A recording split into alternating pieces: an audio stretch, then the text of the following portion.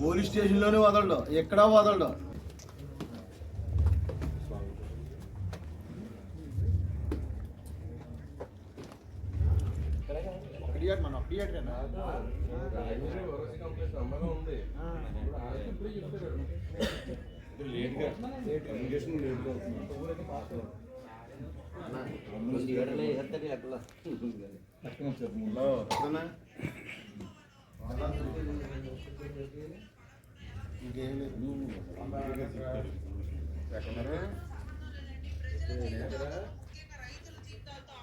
మనం రాజకీయ పార్టీ కాబట్టి ఆ రాజకీయ పార్టీ ప్రస్తావన తీసుకొచ్చారు కాబట్టి ఇది సినిమా రాజకీయాలకు సంబంధించినది కాదు, ఇది రైతులకు సంబంధించింది అని మొదటి నుంచి చెప్తూనే ఉన్నారు. అలానే రైతుల బాధ, ఆ రైతుల సమస్యను ఎలా జడ్జి గారు రాజధాని ఫైల్స్ అనే సినిమాని షో జరుగుతుండగా కూడా పోలీసులు రెవెన్యూ వాళ్ళు కూడా దౌర్జన్యంగా అప్పటికప్పుడు కోర్టు ఆర్డర్ ఉందని చెప్పి ఆర్డర్ కాపీని తీసుకుని వచ్చి ఈ రోజు ఆపడం జరిగింది.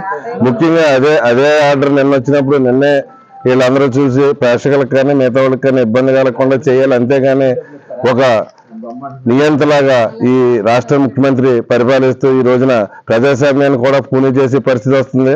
ముఖ్యంగా ఈ రోజున సినిమాను కూడా ఈ రోజున ప్రజలు చూడలేని పరిస్థితిలో ఈ దౌర్భాగ్య ముఖ్యమంత్రి చేస్తాం చాలా దారుణమైన విషయం. ముఖ్యంగా ఈ రోజున రాజధాని ప్రజలు పడుతున్న ఇబ్బందులు, రాజధానిలో రైతులు పడుతున్న ఇబ్బందుల పైన ఈ రోజున సినిమా తీస్తే ఆ సినిమాని కూడా ప్రజల దగ్గరికి వెళ్ళకుండా చేస్తాం చాలా దారుణమైన చర్య. దీన్ని తెలుగుదేశం పార్టీ తరఫున తీవ్రంగా ఖండిస్తూ న్యాయస్థానంలో పోరాటం చేసి మళ్ళీ ఈ సినిమా మళ్ళీ రిలీజ్ అయ్యేలాగా మేము చూస్తామని చెప్పి తెలియజేసుకుంటాం. ఈ జగన్ రెడ్డి అధికారంలోకి వచ్చిన వెంటనే ఆంధ్ర రాష్ట్ర కళ రాజధాని అయిన అమరావతిని అనగదొక్కినట్టే ఈరోజు అమరావతి రైతుల ఆవేదనని ఒక సినిమా రూపంలో తీసి ఆ సినిమా ప్రజలందరికీ చేరువయ్యేలా చేస్తున్న మన దర్శక నిర్మాతలకి పట్టకొట్టేటట్టు చేసి ఈరోజు ఈ సినిమాని ఆపటం జరిగింది. అలాగే అదే యాత్ర సినిమా కానీ అలాగే వివిధ రకాల వాళ్ళు తీసిన రామ్ గోపాలవరం సినిమాలు ఇవన్నీ కానీ పోలీసు ప్రొటెక్షన్తో వాలంటీర్లు, సచివాలయ సిబ్బంది వాళ్ళందరితోనూ కూడా తీసుకుని సినిమా నడపడం జరుగుతుంది.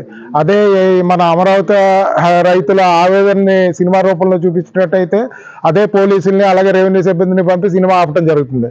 దీని మీద న్యాయ పోరాటం తెలుగుదేశం పార్టీ తరఫున కానీ అమరావతి రైతుల తరఫున కానీ చేసి కంపల్సరీగా ఈ సినిమా రిలీజ్ చేస్తామని హామీ ఇస్తున్నాం.